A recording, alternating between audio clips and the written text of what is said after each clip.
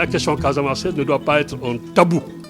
Ça doit être débattu, parce que c'est des milliers de personnes qui sont victimes de cette crise. Vous et moi, nous tous qui sommes là, quelque part, nous sommes des victimes de la crise casamançaise. Donc, à des moments donnés, il faut que les politiques arrêtent de nous embarquer dans des raisonnements et des logiques qui n'ont rien à voir avec l'intérêt des Sénégalais. Voilà, moi, c'est ce que je tiens à dire. Et c'est des propos, voilà, je veux que vraiment ça s'entende, quoi, que les gens puissent comprendre ça.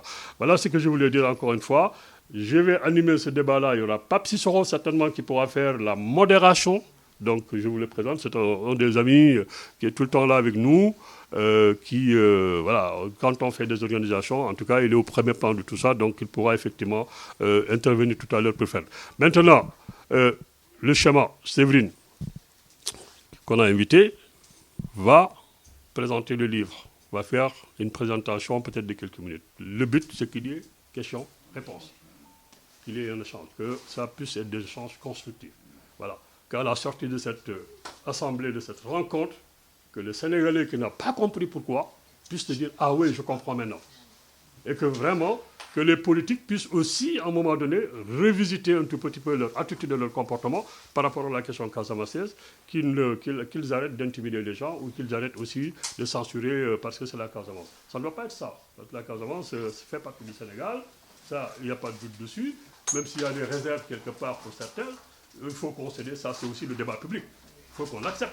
Maintenant, en acceptant toutes ces diversités et toutes ces opinions, il faut qu'à un moment donné, que chacun puisse respecter. Chacun a une dignité qui doit être respectée. Et je tiens à ce que la dignité de chacun, quel que soit son rang, quelles que soient ses opinions, puisse être respectée, parce que c'est cela aussi le sens du vivre ensemble. Je vous remercie. À l'Institut des mondes africains, et depuis de très nombreuses années, je m'intéresse à l'histoire de la Casamance, même si j'ai après diversifié mes champs de recherche. C'est ma première recherche et c'est celle qui me tient le plus à cœur, certainement aussi pour ça. Et dans cette salle, il y a aussi une personne que j'ai connue en 1999, au moment où j'ai commencé ma première recherche. À l'époque, c'était pour une maîtrise d'histoire sur la Casamance. Donc ça fait 25 ans. Une partie de ma vie professionnelle, j'ai travaillé dans les archives, je le disais, des archives officielles. Il y a beaucoup de choses aux archives nationales du Sénégal, où il y a des fonds extrêmement intéressants qui sont pas, ils sont accessibles à tous ceux qui en font la demande, mais bien entendu, les historiens et historiennes professionnelles savent où chercher. On peut être perdu dans les archives et ne pas les trouver, non pas forcément parce qu'elles seraient cachées, mais parce que ce n'est pas toujours évident de se retrouver dans les archives. J'ai travaillé également aux archives d'Aix-en-Provence, les archives d'outre-mer, aux archives diplomatiques de Nantes et aux archives de Pierrefitte dans le fonds Focard, qui a été mis en valeur assez récemment. Donc le fait d'avoir travaillé sur une vingtaine d'années, ça m'a permis aussi de bénéficier de l'ouverture progressive de fonds d'archives qui n'étaient pas ouverts au moment où j'ai commencé mes recherches. J'ai également bénéficié de l'apport inestimable d'archives privées. Certaines de ces archives privées sont aux archives nationales du Sénégal. Les archives du doyen Tété Diadiou ont été versées par la famille aux archives nationales du Sénégal, la série 1Z, et c'est très intéressant de pouvoir accéder à ces archives. Mais la plupart des archives privées et personnelles sont conservées dans les familles. Toutes les familles n'ont pas d'archives privées ou personnelles, toutes n'ont pas été conservées, mais il y a quand même ici une partie du patrimoine historique de la Casamance et du Sénégal. Donc toute cette matière écrite, orale, a été croisée quand c'était possible. J'ai essayé de l'analyser à la distance critique requise dans le travail d'une historienne. Et comme je l'ai analysé aussi sur 20 ans, j'ai moi-même changé parfois mon regard, maturé ma réflexion pour pouvoir proposer ce que je propose aujourd'hui. Donc ce travail ne porte pas, ce livre ne porte pas sur l'ensemble de l'histoire de la Casamance.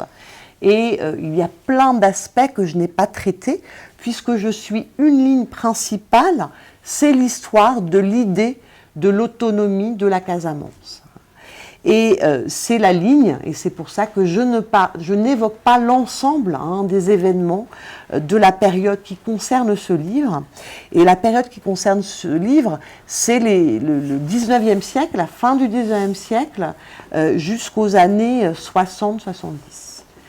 Mise en regard, bien évidemment, avec le mouvement indépendantiste casamançais qui naît dans les années 80, enfin le nouveau MFDC, qui réclame une filiation du MFDC des années 40, mise en perspective évidemment, mais ça n'est pas le centre de mon livre. Mon livre ne porte pas sur le conflit casamançais. Il y a eu de très beaux travaux très intéressants qui ont été réalisés. Il y a encore plein d'autres travaux qui doivent être réalisés sur la période du conflit, mais ça n'est pas l'objet de mon livre. Donc, il s'agit donc de retracer la généalogie de cette idée de l'autonomie, et j'utilise le terme autonomie parce que c'est le seul terme qui peut embrasser l'ensemble de ma période. Le terme indépendance, dans la situation coloniale, ne fonctionne pas. Pourquoi ? Quand il y a eu, et j'y reviendrai, des demandes d'autonomie de la Casamance qui ont été portées par la Chambre de commerce de Ziguinchor et par les administrateurs supérieurs du district des territoires de Casamance, donc dans les années 10, 20, 30, 40, ce qui était réclamé par ces acteurs, dans le contexte de la colonisation, c'était la création d'une colonie autonome, attachée à l'Afrique occidentale française, et non pas la création d'un pays indépendant. Donc le terme indépendant ne fonctionne pas pour cette période, et il s'agit bien de l'autonomie dans l'idée d'une séparation du Sénégal, d'une différenciation. Donc c'est cette idée-là d'autonomie, de séparation que j'explore, et cette histoire. Alors, ce qui est certainement au cœur de ma démarche de recherche, c'est de répondre à une question simple, dont la réponse n'est pas simple, mais la question peut être simplement formulée. Comment comprendre la centralité du moment colonial dans l'argument indépendantiste du MFDC aujourd'hui, depuis les années 80, même s'il n'y a pas que la colonisation au cœur du discours de justification, la colonisation est absolument centrale. Il y a eu des travaux d'historiens et d'historiennes, des archives, un expert archiviste, Jacques Charpy, qui en 1993 a produit un témoignage historique. Il ne s'agit pas d'un rapport officiel, mais d'un témoignage historique disant que la Casamance avait été une circonscription administrative de la colonie du Sénégal. Il a travaillé sur des archives principalement. Il y avait aussi eu d'autres publications, mais il a donné cette conclusion. Mais il y a eu aussi la réponse de l'abbé Diamacoune Senghor dans Casamance, pays du refus, en 94-95, et qui récuse cette lecture de Charpy. Et au contraire, qui considère qu'il y a un droit à l'indépendance acquis dans le passé. Comment est-ce qu'on sort de ça, entre ces deux discours opposés, avec quand même une différence très importante, c'est de la nature du témoignage. On a Charpy qui est un archiviste et Diamacoune qui est un militant de l'indépendance et qui n'est pas un archiviste, même s'il peut manier des archives. Alors, pour essayer de comprendre comment est-ce que le témoignage de Charpy n'avait pas clos la question de l'histoire de la Casamance, j'ai repris une enquête et pour essayer de comprendre pourquoi cette idée d'autonomie comme un droit acquis dans le passé colonial était si profondément ancrée. Que d'ailleurs, chez des militants indépendantistes, mais même chez des gens qui n'étaient pas forcément indépendantistes, il y avait comme un voile sur le passé qu'il fallait essayer de lever. Alors mon livre propose une troisième voie. Il ne se limite pas à une analyse juridique comme celle de Charpy, ni à une approche militante comme celle de Diamakhoune.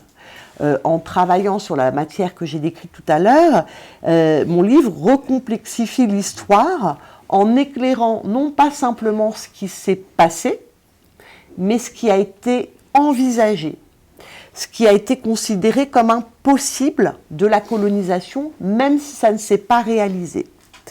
Cette approche peut me permettre de mettre en lumière le fait que la colonisation a été une des matrices d'idées et de projets qui ne se sont peut-être pas concrétisés, mais qui ont laissé des traces, qui ont continué d'influencer les mobilisations contemporaines.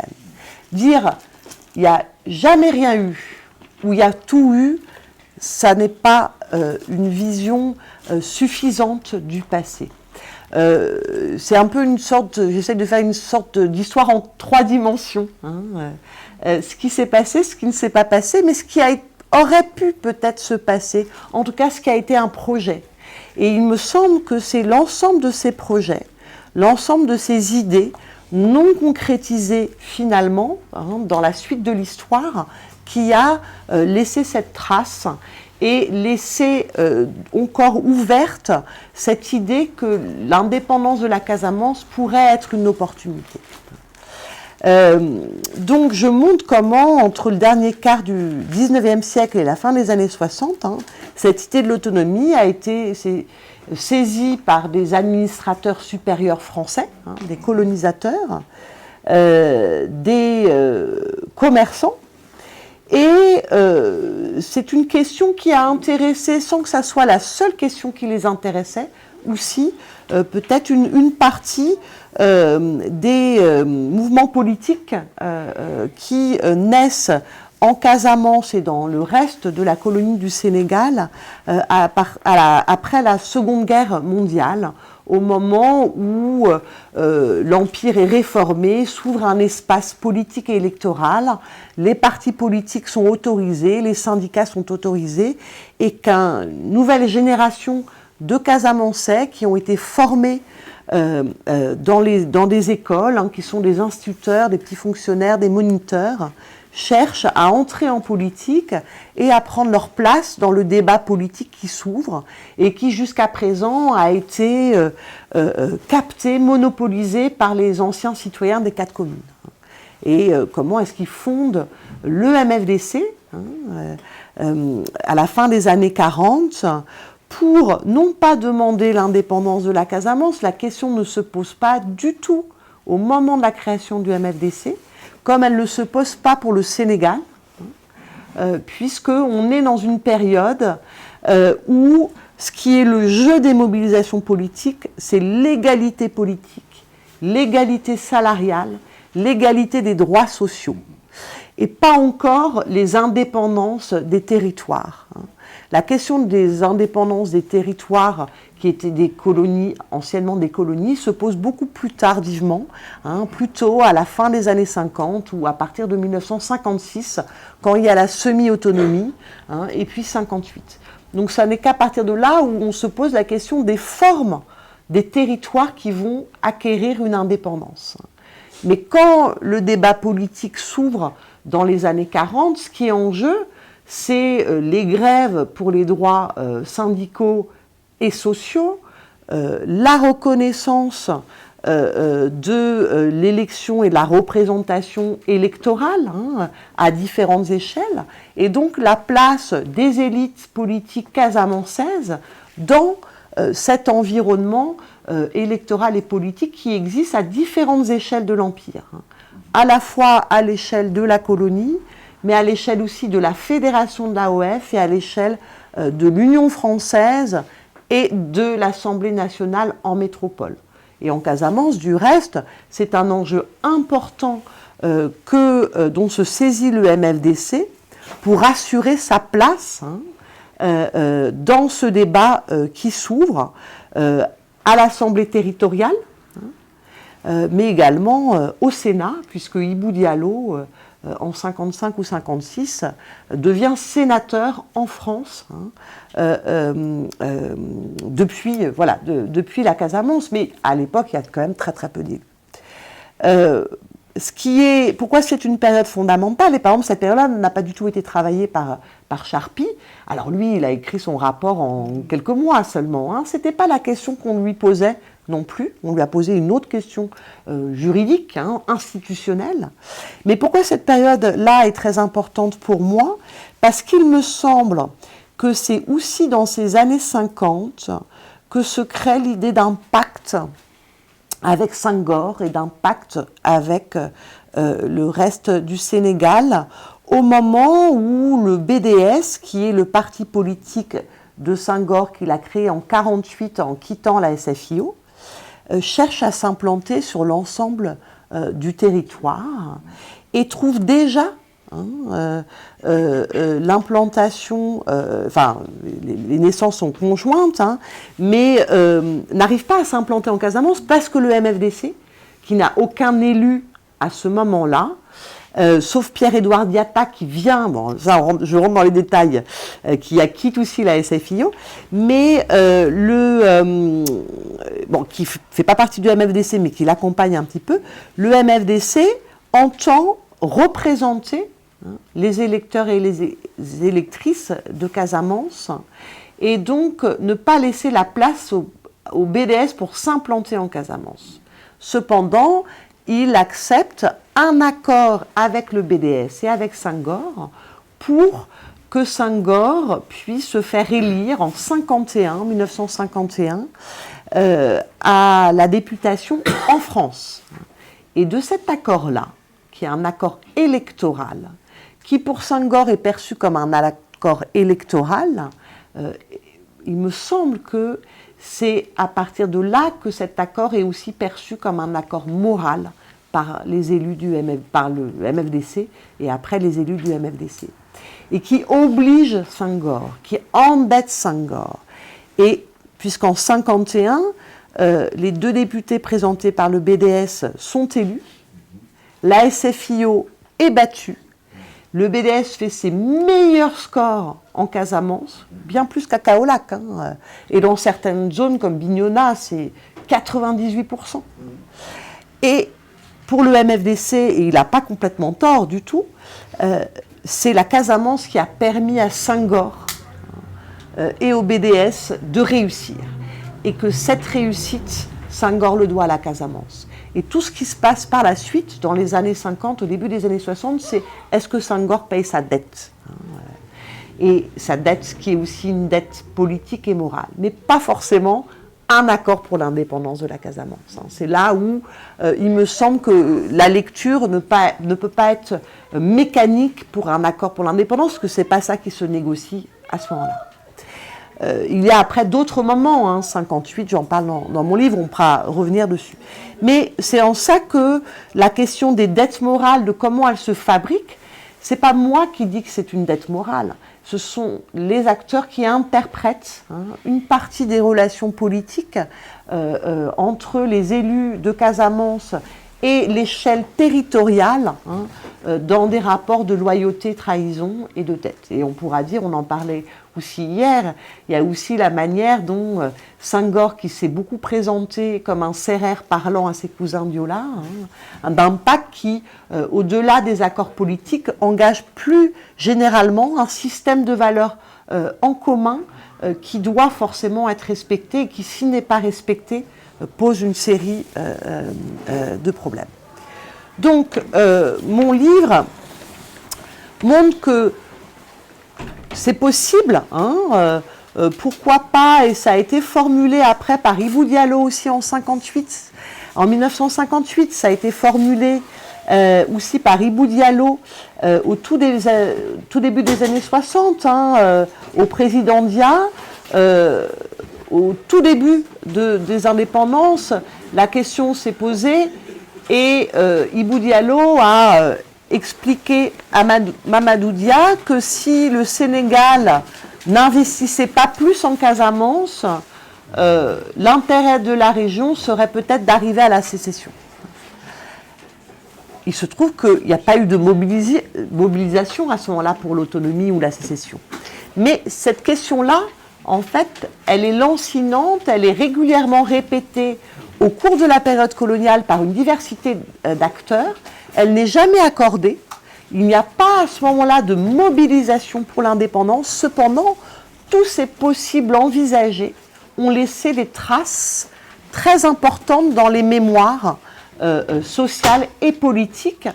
Et ce qui est resté aussi comme trace, c'est cette idée aussi que le Sénégal doit beaucoup à la Casamance et que le Sénégal ne paye pas encore sa dette à la Casamance. Voilà. Donc mon livre essaye donc de ce que je considère être un nœud de l'histoire, donc de dénouer ce nœud de l'histoire en prenant au sérieux ces projets et les réverbérations contemporaines qu'ils ont dans les mémoires politiques de la région.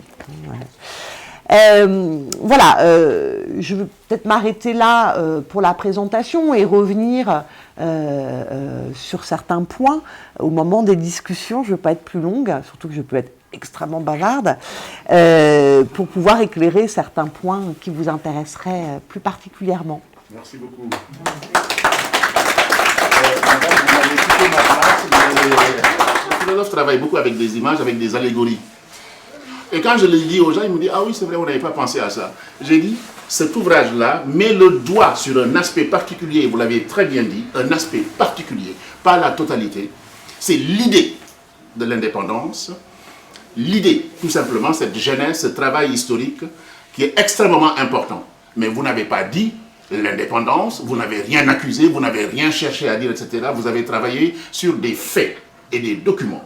Et c'est cela que j'invite les Africains à pouvoir écouter des lectures, à oser écouter les intellectuels, puisque si on ne les écoute pas, mais on ne peut pas avancer. Les opinions ne font pas avancer le monde.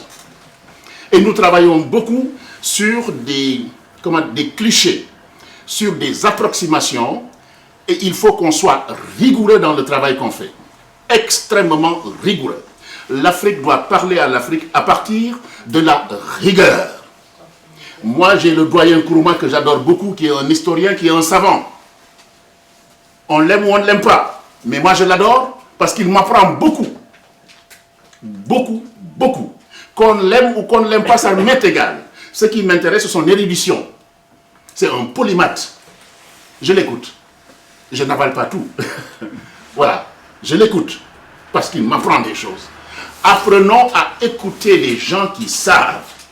Écoutons dans nos traditions africaines, on le faisait dans la charte du Mandé, etc. Pour quelle raison? Est-ce que tout simplement, parce que mon opinion est différente, je vais saper quelqu'un? Non, l'Afrique, arrêtez les clichés. Avançons et construisons. À SOS Casamance, que je fréquente depuis 25 ans, ils savent très bien qui je suis pour la rigueur intellectuelle. Amadou est un ami, s'il dit quelque chose qui ne va pas, je vais lui dire, intellectuellement, voici. Et après, on va prendre le café ou le thé, etc. C'est mon défaut, mais c'est ma formation. Votre livre est très intéressant, très instructif, et j'invite les Africains qui s'intéressent à cette question-là, de lire avant de juger. De lire avant de juger. Et ça, c'est extrêmement important. Je vais laisser la parole parce que j'ai beaucoup de choses à dire, et comme je suis bavard, et je n'aimerais pas monopoliser la parole, mais vraiment votre livre est très instructif. Et je voudrais vraiment qu'on vous lise pour vous comprendre avant de vous juger. Je donne la parole à mon ami. Non, oui, non, alors, voilà. On va juste essayer d'organiser un peu, parce que je sais que les gens ont fait beaucoup de kilomètres. Bien sûr. D'autres sont venus de province. Bien sûr. Uniquement pour participer à cette rencontre. Bien sûr. Ça serait bien, effectivement, peut-être de vous... En tout cas, je profite, je remercie Kartala de l'autre côté, parce que c'est vrai que tout à l'heure j'ai parlé, je ne les ai pas remerciés en tout cas sur la collaboration en tout cas qu'on a mis en place pour organiser, parce qu'en fait c'est une co-organisation avec Kartala. Alors, c'est vrai que je disais que vous avez peut-être beaucoup de choses à dire. Maintenant, vous avez entendu effectivement l'exposé de Séverine sur son livre. Certainement, il y a des réactions. Certainement, il y a des questions que vous avez préparées en venant. certainement, vous avez lu le livre et vous avez des idées. Et c'est l'occasion, effectivement, peut-être, voilà, de s'adresser directement à Séverine et puis voilà, de créer ces contradictions pour arriver à mieux comprendre. Vous avez la parole. Pour ceux qui veulent prendre la parole, ils peuvent lever la main. Je suis le professeur Bandini Kawara. Je fréquente également SOS Racisme depuis un certain moment. C'est vrai, Voilà. c'est Voilà. J'ai bien écouté donc la présentation du livre que j'ai d'ailleurs lu. Je dois vous avouer que le livre est bien écrit, ça se lit facilement, et à partir des documents qu'elle a consultés, on voit une certaine rigueur intellectuelle. Même si, comme l'a souligné le professeur Sissoko, que les documents proviennent d'une certaine culture, puisqu'il y a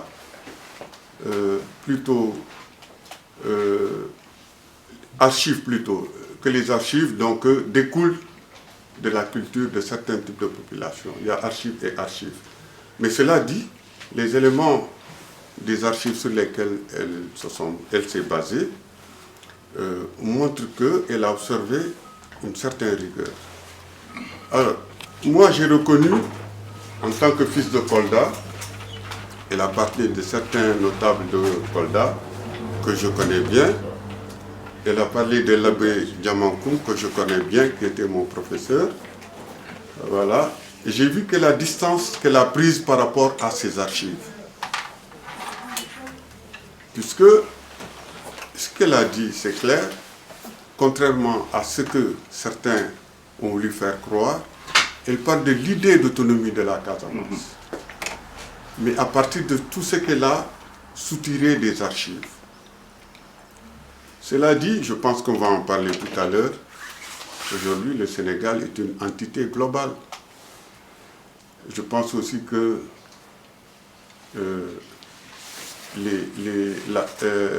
MFDC aujourd'hui a compris une chose, c'est qu'il faut aller vers une conciliation. Quand j'écoute les discours de Djiba, je comprends que ce qu'il cherche aujourd'hui, c'est qu'on clôt. Mais évidemment, des personnes qui se sont battues depuis des dizaines d'années et qui veulent maintenant la discussion, vous ne pouvez pas leur envoyer des personnes subalternes, etc. Il faut les respecter. Il faut les respecter. Ils ont compris une chose, c'est que tous ces soldats, ces policiers, ces militaires, ces gendarmes qui sont venus se battre, se sont tous mariés en Casamance. Enfin, au moins la moitié s'est mariée en Casamance. Les jeunes que vous entendez à Dakar, Saint-Louis, Thiès, Diourbel, Ndiaye, Diop, tout ça, pour beaucoup, leurs mères sont des Casamancés. Est-ce que finalement, quelqu'un qui est du MFDC est plus Casamancé que la mère de ses enfants? Et je pense aujourd'hui que le MFDC a tout intérêt à ce que cette question soit réglée, puisque si elle ne se règle pas tout de suite, elle va se régler naturellement de façon démographique. Parce que c'était un territoire difficile à administrer, et je pense même l'autonomie budgétaire. Ensuite, l'autonomie réclamée par les négociants qui voulaient être autonomes par rapport à la Chambre de commerce de Dakar et de Gorée. D'accord ? Ensuite, une autre autonomie réclamée par les conseillers territoriaux, mais cette fois-ci, pas une autonomie territoriale.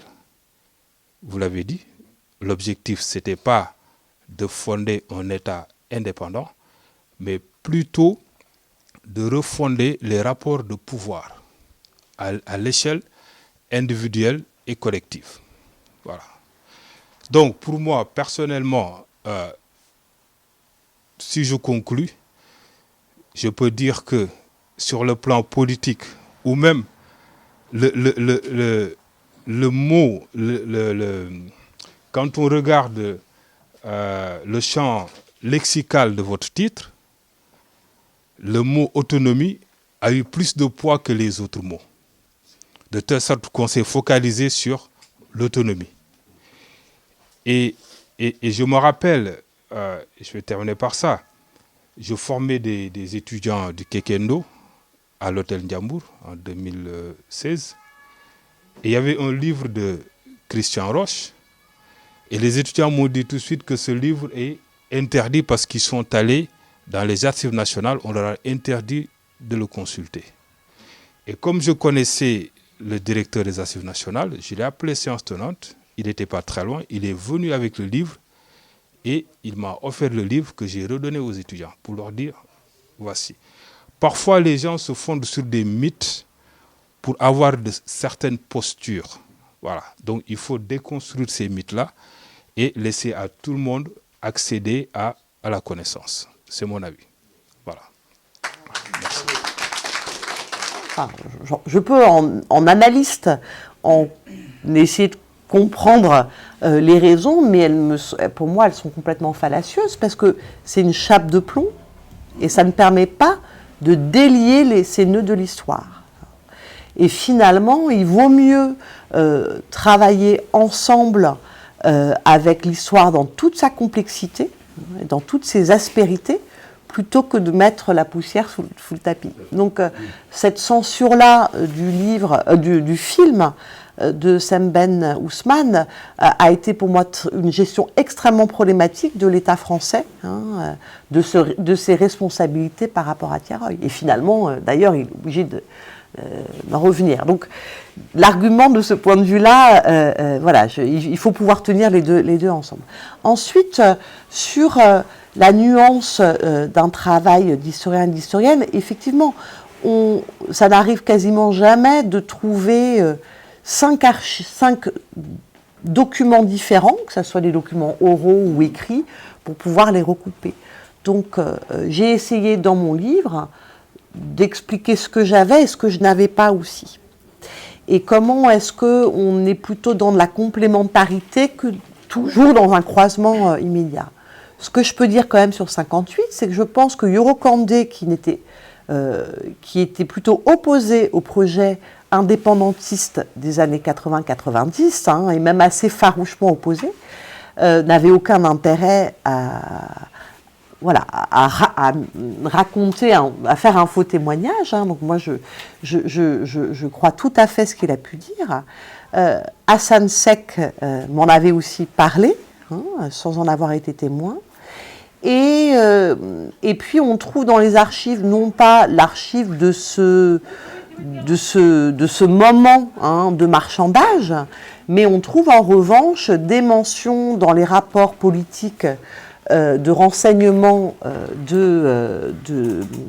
des colonisateurs, des mentions à une manifestation à Ziguinchor contre le oui au référendum et qui dénonce l'idée de la séparation de la Casamance du Sénégal. Et puis on trouve aussi ce manifeste des élus de Casamance. Mais encore une fois, il ne faut même pas s'en étonner. On peut s'en étonner aujourd'hui parce qu'on se dit, tiens, ça fait... c'est comme une cause, on le verrait comme mécaniquement la cause de ce qui se passe aujourd'hui. Mais à l'époque, dans les années 50, les colonisateurs passaient leur vie à faire des faux marchés, des marchandages, à essayer de corrompre les élus, à essayer de proposer des choses qu'ils allaient respecter ou non. C'est de la pratique coloniale, c'est du gouvernement colonial. Et le fait qu'ils puissent imaginer le faire, sans forcément après aller jusqu'au bout, c'est pas tellement étonnant en fait, c'est même pas tellement étonnant. Donc si on remet ça dans le contexte de la manière dont l'administration coloniale a essayé de peser sur les élections, même ailleurs, comme au Soudan français, ça a été aussi le cas pour le référendum de 1958, c'est pas si étonnant. Ensuite, aussi ce qui n'est pas étonnant, c'est qu'en 1958, c'est pas transgressif non plus. J'ai évoqué rapidement dans mon ouvrage la prise de position de la communauté des Lébous du Cap-Vert pour ne pas être lié au Sénégal si le reste du Sénégal votait non au référendum. Et même demander éventuellement de négocier seul les relations avec la France, dans le cadre de la communauté franco-africaine proposée en 1958. Et il y a même eu des volontés de proposer une départementalisation du Cap-Vert. On peut l'évoquer aujourd'hui sur le Cap-Vert parce que comme il n'y a pas de mouvement indépendantiste du Cap-Vert, ça ne paraît pas tabou de se dire qu'à la fin des années 50, ça pouvait ne pas arranger une partie de la communauté, de la collectivité Lébou, de se retrouver un petit peu noyée dans le Sénégal et de perdre une partie de ses prérogatives et de ses privilèges. Mais finalement, c'est pas si étonnant si on se place, si on se remet dans l'époque des années 50. Et c'est ça le drame du legs de la colonisation. Pour moi, l'héritage difficile de la colonisation, c'est bien sûr les crimes coloniaux, c'est bien sûr les guerres d'occupation qui ont été extrêmement mortifères au XIXe siècle, mais c'est aussi toutes ces malversations, ces manipulations, ces idées, ces fantasmes avec lesquels il faut gérer. Mais c'est une des raisons d'ailleurs pour laquelle il y a eu le transfert de la capitale de Saint-Louis à Dakar pour justement contrecarrer une éventuelle volonté de la France soutenue par une partie de la collectivité Lébou de départementaliser Dakar. Mais je vous remercie parce que c'est pour moi extrêmement appréciable, plus qu'appréciable, d'échanger avec vous qui avez lu le livre et qui du coup sur des choses bien précises permettent d'essayer de me rendre peut-être plus convaincante si je le peux. Merci. Ce que vous appelez instrumentalisation n'est pas aussi lié au contexte du Sénégal pendant lequel votre livre est sorti. Ce conflit extraordinaire aujourd'hui qu'il y a au Sénégal entre les déchus et les arrivants. Et il se trouve au fait que celui qui est là, à un moment donné, a été accusé d'être membre du MFDC et qu'il est aujourd'hui Premier ministre, que si votre livre sort, il ne dit rien, vous voyez la genèse. Donc est-ce que c'est pas ça qui, au fond, a joué en défaveur? Oui, alors on peut tout à fait. D'ailleurs, il y a des gens qui ont déjà réalisé cette analyse. Qu'est-ce qui s'est passé pour créer les conditions d'instrumentalisation de mon livre? Après, généralement, pour vous dire la vérité, les signatures et les présentations de livres dans les librairies, ça n'attire pas les foules. Généralement, ces informations passent complètement au-dessus des hommes et des femmes politiques. Et voilà, et éventuellement, c'est quand les livres sont lus qu'il y a un débat. Il se trouve par une conjonction de circonstances, un mauvais alignement de planètes ou un bon alignement de planètes, que cette signature a été repérée par un opposant politique et qu'il en a profité. Mais si ça avait été quelqu'un d'autre que cette personne-là, ça n'aurait pas été repéré. C'est quelqu'un qui était aussi à la jonction du monde universitaire et politique et qui pouvait utiliser en fait cet argument-là. Mais cette personne-là savait très bien que mon livre n'était pas du tout un plaidoyer. Donc, il y a toujours ce risque. C'est toujours un risque. Rétrospectivement, on peut se dire « Ah ok, c'était peut-être pas une bonne idée de le faire ». Mais au moment, pas le livre, la sortie. Mais au moment où on prépare la sortie, où le désir a été celui de pouvoir le présenter au Sénégal avant de le présenter en France. Je suis française, je suis historienne au CNRS, je travaille depuis des années à faire des enquêtes au Sénégal sur l'histoire de la Casamance et sur d'autres sujets d'ailleurs, du reste. Mais je me suis dit, pourquoi d'abord le présenter en France? Ça concerne d'abord une histoire qui doit être partagée et pour un public sénégalais. Même si, bien sûr, présenté en France, ici à SOS Casamance, avait complètement du sens. Donc, c'est ce qui a été mis en œuvre et il devait être en librairie au Sénégal avant même d'être en librairie en France. Entre-temps, il y a eu la dissolution, mais la sortie du livre était prévue depuis bien plus longtemps, et ça aurait pu complètement passer. C'est quand même rare que dans les cas de censure de livres au Sénégal, ça soit des censures publiques de cette manière-là. C'est-à-dire que généralement, les livres sont bloqués à la douane, mais il n'y a pas de prise de parole publique contre un livre juste à partir d'un titre. Donc je comprends très bien que le Premier ministre, ayant été plus qu'invité en juin par une partie de l'opposition à prendre position, se soit retrouvé dans cette situation. Cependant, dans cette période-là de trouble, aucun des opposants, aucun des hommes politiques n'avait à ce moment-là lu le livre. Voilà. C'est la demande de tous les Sénégalais. Et on s'est fait peut-être même, on n'avait pas compris, mais on s'est fait attraper d'abord parce qu'il y a eu la dissolution qui n'était pas du tout prévue, en fait, pour le coup, et donc on s'est retrouvé dans un jeu politique.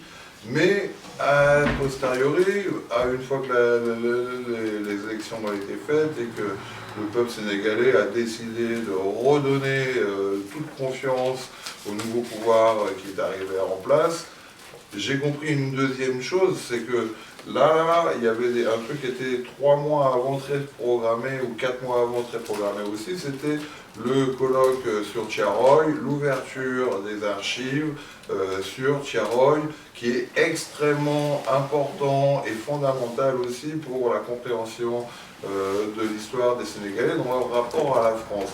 Et en fait, quand Sonko dit qui est cette Française qui écrit sur l'histoire de la Casamance, ça ferait mieux de travailler sur la Corse, la Nouvelle-Calédonie, et de nous sortir d'abord les archives de Thiaroye. En fait, c'était l'histoire de Thiaroye qui était derrière. Donc là, c'est l'instrumentalisation politique. Moi, je veux dire un truc. Il y a un gars qui s'appelle Robert Paxson, qui est un des plus grands historiens américains de la Seconde Guerre mondiale. Si Robert Paxton n'avait pas écrit sur l'histoire de la Seconde Guerre mondiale en France, de ce qui s'était passé, on serait encore en train de croire qu'on n'avait pas eu de vichistes et on n'avait pas eu un gouvernement qui a envoyé des enfants juifs de Paris dans les camps de concentration. Et que c'est parce que c'est un Américain qui est allé dans les archives, qui a écrit et qui a dit qu'en France, on avait envoyé des juifs dans les camps de concentration. Ce que je veux dire, c'est qu'il y a un moment, l'histoire, elle dépasse beaucoup l'instrumentalisation politique que les gens peuvent en faire, surtout au tenter, et que c'est avec la masse de savoir que Séverine Abenango a rassemblé pour comprendre qu'est-ce qui s'est passé à travers le temps, que les Sénégalais, aujourd'hui, peuvent gérer ce savoir pour savoir ce qu'ils veulent faire. Mais il faut du savoir objectif, concret. On n'est pas dans la politique, on n'est pas dans l'influence.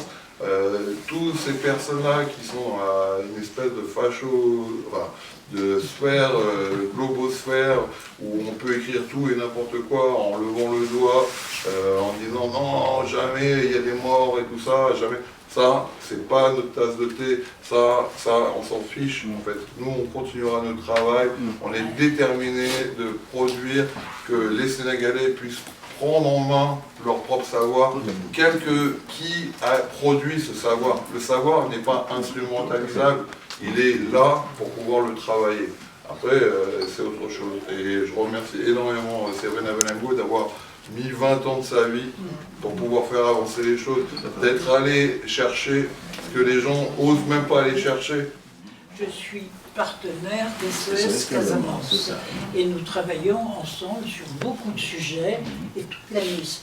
Aujourd'hui, c'est Séverine. Et tu es fanat de la Casamance, il faut le préciser. Oui. Et par rapport à ce que vous venez de dire, mettre des mots sur l'histoire, sur les faits, mettre des mots, et ces mots, faire attention qu'ils ne deviennent pas des clichés, qu'on en fasse absolument n'importe quoi, ce qui est le cas pour ce livre, hein, où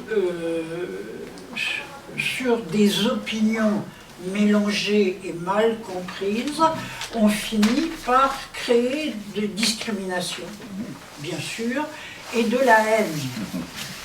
Hein, et c'est cette haine qu'il faut absolument combattre. Quand on parle aujourd'hui de la Casamance, quand on parle aujourd'hui des Touaregs, quand on parle aujourd'hui des Roms, tous ces peuples-là ont droit à exister dans ce qu'ils sont, mais il faut avoir les mots justes pour en parler, pour ne pas semer justement la discrimination et la haine. Et c'est pour ça qu'aujourd'hui, au MRAP, on est en train de travailler avec des intellectuels qui nous apportent leur savoir pour ouvrir enfin les archives de la colonisation et créer un musée du colonialisme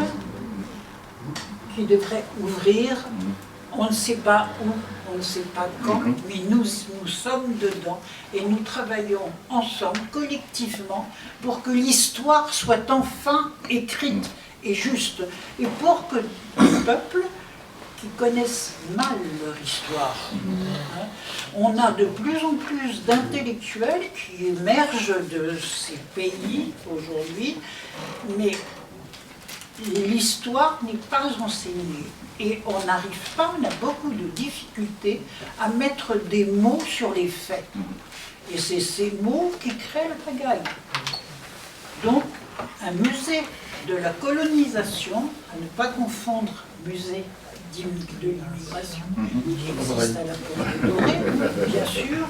Hein, je parle bien du musée de l'immigration qui n'existe pas encore. La colonisation. Et évidemment, on parlera aussi de l'histoire telle qu'elle doit être écrite. Elle n'est pas encore écrite, alors allons-y, on va tous travailler ensemble. Bien sûr. Merci Marie. Quand on est des historiens, des historiennes, on se pose moins ces questions peut-être politiques. Et un de mes collègues et amis, Mohamed Moustapha Sow, qui lui est de Kolda et un spécialiste de l'histoire du Fouladou, hein, c'est quelqu'un avec qui je m'accompagne, comme on dit, depuis nos premières années de thèse. Hein, nous sommes des contemporains. Dans ce milieu-là, hein, certainement que la question de la collaboration, quelles que soient les nationalités, se pose un peu moins. C'est moins un enjeu. Hein, et c'est aussi pour cela qu'on arrive à faire une histoire qui n'a pas vraiment de nationalité de ce point de vue-là. Après, je suis tout à fait consciente, et je le comprends tout à fait bien, que je ne suis pas comme Robert Paxson qui vient des États-Unis, je suis issue d'un pays qui a été un pays colonisateur. Et donc le rapport, bien sûr, avec le Sénégal est un petit peu différent, aussi peut-être je venais du Japon ou du Venezuela. J'aurais bien aimé d'ailleurs, mais je suis consciente, voilà, je suis consciente de ça, et peut-être que cette conscience-là fait que je suis d'autant plus précautionneuse, hein, et que là où éventuellement ça pourrait jouer, c'est ce qui serait d'une conscience très aiguë de ma part de ce qu'a été la colonisation et le colonialisme. Et vous évoquiez tout à l'heure ce projet de musée de la colonisation en France, en évoquant l'idée que c'était important pour chaque population et société d'avoir cette histoire et cette connaissance de leur histoire. Après, toute la question est quand est-ce que les arènes politiques, les sphères politiques écoutent les historiens et les historiennes ? Idéalement, généralement, ils ne les écoutent pas. C'est pour ça que quelque part, je ne pouvais pas tellement anticiper l'interdiction de mon livre, parce que généralement, ça ne les intéresse pas. Mais il y a toujours souvent un décalage entre la connaissance qui est produite à l'université et la manière dont le personnel politique s'en saisit et participe à transformer les regards, les programmes scolaires, etc. Heureusement, il y a aussi beaucoup de collaboration avec les associations d'historiens et de géographes qui travaillent dans le secondaire et qui sont, eux, des passeurs d'histoire et participent aussi à la réactualisation des manuels scolaires.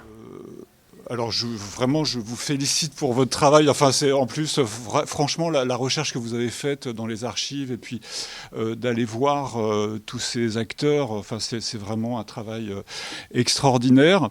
Mais je vais émettre une petite critique, c'est-à-dire que j'ai un peu regretté que vous ne fassiez pas trop la différence entre les différents concepts en fait d'indépendance, d'autonomie, de sécession, parce que justement, j'avais eu l'occasion justement d'en discuter également avec Nkrumah Sané, et je lui avais posé la question, mais est-ce que vous ne pensez pas que l'autonomie, ça pourrait être quelque chose qui pourrait apporter une solution à ce conflit casamançais, dans le sens où voilà, ça peut faire l'objet d'un compromis.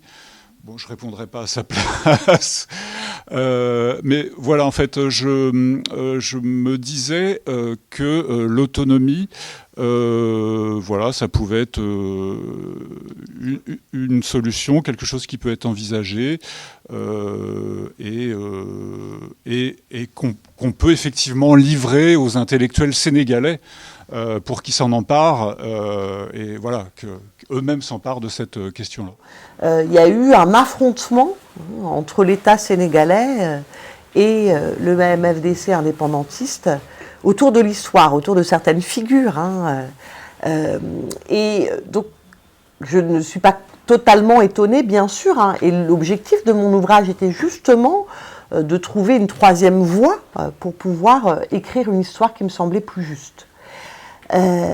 Cependant, le fait que mon livre ait pu être instrumentalisé, c'était à la fois un choc et en même temps ça s'est inscrit dans une histoire longue d'instrumentalisation de la Casamance.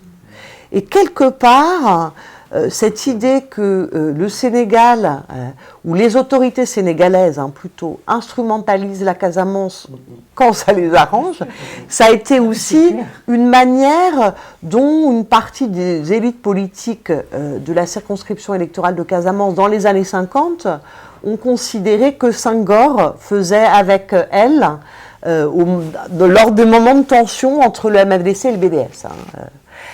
On appelle la Casamance quand on en a besoin, mais c'est parfois une instrumentalisation. Une forme d'administration de la preuve que ton gouvernement est dans la continuité. Voilà, mais c'est pour dire oui, et c'est bien malheureux. C'est bien malheureux que pour faire avancer l'audience d'un néo-journaliste ou d'un ça soit encore sur l'idée même du conflit. Ça, c'est bien malheureux. Surtout à un moment donné où la question de la paix apparaît comme dépolitisée, alors qu'elle ne doit pas être forcément dépolitisée. Et elle ne doit pas être déshistoricisée. C'est important, en tout cas, que pour arriver à une paix durable, on puisse évoquer de manière un peu dépassionnée l'histoire. Donc ça, c'est une première réponse, peut-être complément de réponse par rapport à ce que j'ai pu dire tout à l'heure. Sur la question de différentes acceptations du terme autonomie, ça renvoie d'ailleurs à votre interrogation première. J'ai utilisé donc le terme autonomie parce que le mot indépendance renvoie à la souveraineté, et dans le cadre colonial, c'est pas du tout ce qui est demandé parce que ça aurait été un pays décolonisé. Les administrateurs, la chambre de commerce demandent une autonomie et pas une indépendance parce que ça s'inscrit dans le cadre colonial. Avant la fin des années 50, ce qui est en jeu, c'est l'autonomie des territoires au sein de l'Union française ou de la communauté franco-africaine.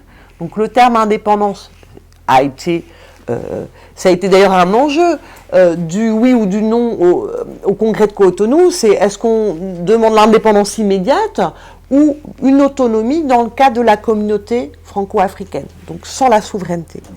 Et donc ce qui relève d'une pertinence sur l'ensemble de la période que j'étudie vraiment dans le livre, c'est plutôt la question de l'autonomie.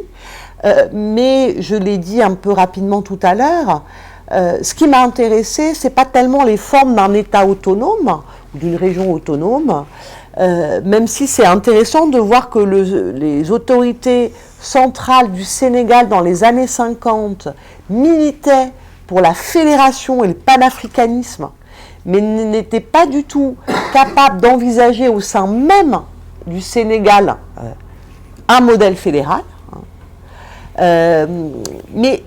Donc ce qui est vraiment au cœur, c'est l'idée d'une différenciation, l'histoire de cette idée de différenciation de la Casamance vis-à-vis du Sénégal, et d'une unité casamançaise, et d'un domaine autonome de la Casamance par rapport au Sénégal. Rentrer dans le détail, pas dans le détail, mais rentrer vraiment dans la question de l'indépendance ne correspondait pas à l'ensemble de la période et ne permettait pas de mettre en avant la genèse historique de cette idée. Voilà. Mais bien entendu, ensuite pour aujourd'hui, mais moi je ne prends pas position, il y a plein de formes différentes qui peuvent être envisagées. Moi, j'ai un collègue, par exemple, enseignant-chercheur à l'UCAD, qui trouve que c'est important de pouvoir parler de la question de l'autonomie et que ça ne devrait même pas être tabou. Mais là, on voit l'instrumentalisation de mon livre, du titre de mon livre, alors que c'est un livre d'histoire, juste parce qu'il y a le terme autonome. Je ne sais pas si ce débat d'idées, que je ne partage pas forcément, mais pourra avoir lieu dans des mois ou des années prochaines au Sénégal. Ce que revendiquent les gens de la Casamance, c'est la même chose que je revendique dans le fleuve Sénégal. C'est la même chose que les autres revendiquent dans la région du Sénégal oriental, et que c'est pas ces problèmes de discrimination dont vous parlez, c'est pas seulement résigné aux Casamance, c'est tous les gens originaires des régions périphériques par rapport à l'urbanité qui pose problème. Quand on a commencé à discuter, tout de suite, j'ai vu donc mes collègues originaires de la Casamance, qui étaient donc membres de la commission et de l'intercommission, ils se sont mis vent debout contre le projet de l'autonomie des régions. Je leur ai dit pourquoi. Il a dit l'autonomie des régions pour la Casamance, c'est une voie royale pour l'indépendance. Et qu'eux, ils ne sont pas indépendantistes. Mais je dis non. L'autonomie de la région, c'est que dans le cadre de l'État, que la région ait les moyens de se construire elle-même, tout en respectant la globalité du pays dans lequel nous appartenons. Je crois que jusqu'au dernier moment, nous ne sommes pas là pour demander l'indépendance de la Casamance, ou bien du Fouta ou autre. Mais c'est nos frères et sœurs de la Casamance qui ont catégoriquement refusé que nous traitions cette question de l'autonomie des régions, parce que pour eux, c'est le prétexte A. Il y a ce premier volet. Et récemment, là, on a, dans le cadre du nouveau gouvernement qui est arrivé là, il y a ce qu'on appelle le projet des pôles territoires, dans la perspective de 2050. Ce projet des pôles territoires renvoie exactement à ce que vous dites, parce que j'ai un peu lu en diagonale votre livre là dans l'introduction. Mais le pôle territoire du Sud, qui ne recouvre que la seule région de la Casamance, et pas autre chose, à travers ces 3 régions administratives, avec tous les moyens, la seule chose qu'il n'a pas mis, c'est le volet politique de la gouvernance. Mais ça, en comprenant, on dirait que c'était un non-dit dans la soupape de sécurité pour ne pas être accusé d'indépendantiste ou bien de soutien à. Mais en fait, ce qui va se passer, c'est que demain, lorsque cette autonomie sera acquise, ces pôles territoriaux auront les moyens d'œuvrer par eux-mêmes, et dès lors que, à l'échelle de l'État central, il n'y a pas l'instance de coordination et de jonction entre les pôles territoriaux, il y a un risque potentiel qu'effectivement, parce que beaucoup d'intellectuels au Sénégal disent que l'autonomie des régions, c'est éclater le Sénégal, c'est rendre le Sénégal ingouvernable, c'est rendre le Sénégal, c'est donner aux régions périphériques qui ont déjà des attaches avec les pays riverains, donc toutes les possibilités de se séparer du Sénégal pour créer des instances autonomes et demander l'indépendance comme d'autres. Il y a cette peur bleue au Sénégal par rapport à ça. Moi, je l'ai vécu au sein du Haut Conseil. Pour les autorités en France, en métropole, en AOF ou au sein des territoires coloniaux, ça n'est pas un problème parce qu'on est justement dans un système de domination coloniale où la question de l'égalité, de l'accès à des droits qui seraient égaux pour les citoyens, pour les sujets ne se pose pas. Donc c'est dans ce cadre-là d'ailleurs que lorsqu'est demandée l'autonomie du district de la Casamance, il ne s'agit pas d'une indépendance, mais il s'agit d'une volonté de rationalité administrative, hein, quand c'est demandé par les administrateurs supérieurs du district, ou parfois aussi être calife à la place du calife, avoir un peu plus de pouvoir peut-être aussi, mais pas systématiquement, parce que ces demandes émanent parfois d'administrateurs supérieurs qui ont déjà quitté leur poste. Hein. Et c'est pareil pour la chambre de commerce de Ziguinchor.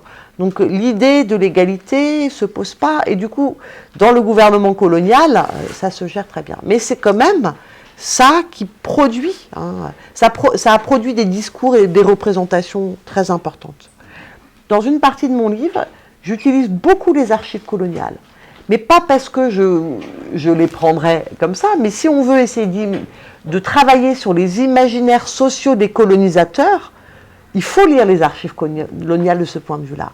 Et on voit comment se produit progressivement un discours sur la différence casamançaise. Le caractère irréductible, hein, de cette différence de la Casamance. Alors que la Casamance, l'unité de la Casamance a été un des produits de la construction coloniale. On a historiquement des sociétés et des territoires qui sont différents au sein de cet espace, qui sont bien sûr connectés et qui ont une ère de connexion historique, civilisationnelle ancienne, mais en tant que territoire dans les frontières coloniales, c'est un produit de la colonisation. Or, très rapidement, les discours des colonisateurs visent à produire l'idée que c'est un territoire naturel. On parle de Casamance naturelle, mais il y a le fleuve. Mais le territoire de la Casamance tel qu'il est produit par la colonisation, c'est pas naturel. Il y a la Gambie qui vient montrer que voilà, l'empire du Gabou était aussi avec une partie de la Gambie, une partie de la Guinée-Bissau. L'état du Kassa, Baïnouk, avant, était plutôt, d'ailleurs, c'était plutôt sur des axes sud-nord ou nord-sud que les territoires se déployaient. Et pas simplement, et ça c'est une vision extrêmement européenne, à partir du lit majeur du fleuve. Ça, c'est la vision européenne des territoires de l'Afrique. Et donc, or, c'est pas parce que ce sont des construits que ça n'a pas après de prise sur les réalités, que ça ne produit pas des réalités, ça ne produit pas des sentiments d'appartenance. Hein. Tous les territoires, historiquement, sont déconstruits, que ce soit en Afrique ou ailleurs. Mais ça, c'est important quand même de le voir, même sur l'idée de l'autonomie. C'est une région qui a sa cohérence, mais sa cohérence, elle a été aussi un construit territorial, un construit de représentation, à l'instar d'autres régions dans le monde et d'autres territoires dans le monde. Pour moi, c'est très facile de le dire et de lutter pour les libertés académiques. Je le fais en France, donc ça n'est pas un débat dans lequel je peux m'inscrire au Sénégal, parce que je suis citoyenne française, je vote en France, je ne vote pas au Sénégal. Mais c'est une question qui nous intéresse d'autant plus actuellement, où il y a des restrictions budgétaires sur les universités, donc ça menace aussi indirectement la liberté académique, et qu'il y a autour de ces débats de laïcité, etc., de wokisme, etc., des volontés politiques de vouloir mettre l'université sous surveillance, hein, et le débat universitaire sous surveillance ici en France. Et voilà, comme à Sciences Po, exactement. Et ça, en fait, en tant que chercheuse, c'est quelque chose qui, pour moi, est important de défendre les libertés académiques aussi dans mon pays. Après, ailleurs, c'est pas mon débat, même si, bien sûr, j'observe, travaillant sur le Sénégal, cette question-là. La deuxième chose, c'est qu'on cherche la vérité, et non pas mais, ce qui est parfois complexe quand on fait de l'histoire, c'est que c'est pas le oui et le non. En tout cas, le vrai ou le faux, c'est une question qui est trop simple pour comprendre la complexité du passé. Et dans ce qui concerne justement l'histoire de cette idée de la Casamance autonome, pourquoi est-ce que ce titre-là est vraiment l'objet de ma recherche et pourquoi il détonne par rapport à est-ce que la Casamance était autonome ou pas autonome, hein, c'est que pour moi, ça ne peut pas se réduire à cette simple question. Et c'est très important de prendre au sérieux les acteurs. Ça ne veut pas forcément dire être en accord avec eux dans leurs objectifs, mais de prendre au sérieux autant ceux qui ont voulu démontrer que la Casamance n'était pas autonome, ce en quoi ils avaient raison, ou ceux qui considèrent qu'elle était autonome ou indépendante, en tout cas avant la colonisation. Parce que tous les acteurs qui construisent cette vision de l'histoire ne sont pas forcément du tout des mystificateurs, mais sont eux-mêmes sont eux-mêmes les produits de traces, hein, de choses qui ont été peu connues, transformées, parfois occultées. Et c'est répondre de façon plus complexe à une question simple ou complexifier la question qui permet d'accéder à la vérité. Mais c'est rarement simplement vrai, simplement faux. Sauf sur des questions institutionnelles. Mais ça n'est pas suffisant de se poser la question institutionnelle et juridique. Sinon, apporter la réponse résoudrait absolument tout, ce qui n'est pas le cas. Hein. Et c'est aussi l'idée d'essayer de comprendre pourquoi la vérité, c'est aussi souvent quelque chose de plus nuancé. Hein. Et vous parliez d'affect, c'est pas uniquement les faits, mais c'est ça qu'essaie de faire l'historien en se remettant dans l'époque, c'est la manière dont, à l'époque, les faits ont été interprétés et perçus. Et ça, c'est quelque chose d'important, qui n'est pas très facile à enquêter, qui demande beaucoup de temps, mais c'est ça qui fait la différence. Hein. Et pas simplement l'établissement des faits, mais essayer de comprendre comment ils ont été lus et interprétés. Et c'est un des nœuds de cette histoire que j'essaie de décrire dans ce livre. Alors, l'idée de la rencontre avec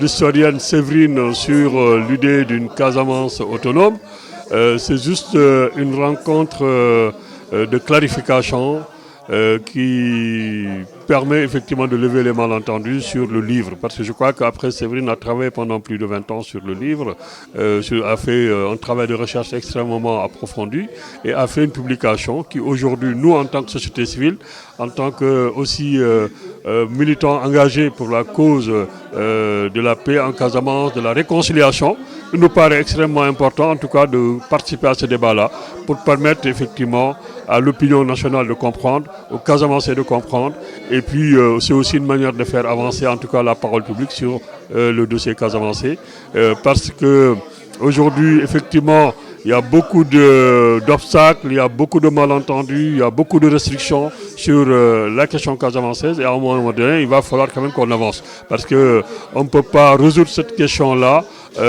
tant qu'il n'y a pas vraiment une libération de la parole, tant qu'il n'y a pas un débat public, tant qu'on ne prend pas en compte effectivement la question des personnes qui sont victimes sur cette crise casamançaise-là, parce que je rappelle qu'aujourd'hui, nous avons quand même des milliers de victimes sur la crise casamançaise qui méritent quand même qu'on respecte leur dignité, et au nom de tous ces principes-là, on doit faire un débat sur la question pour l'évacuer et résoudre définitivement cette question-là.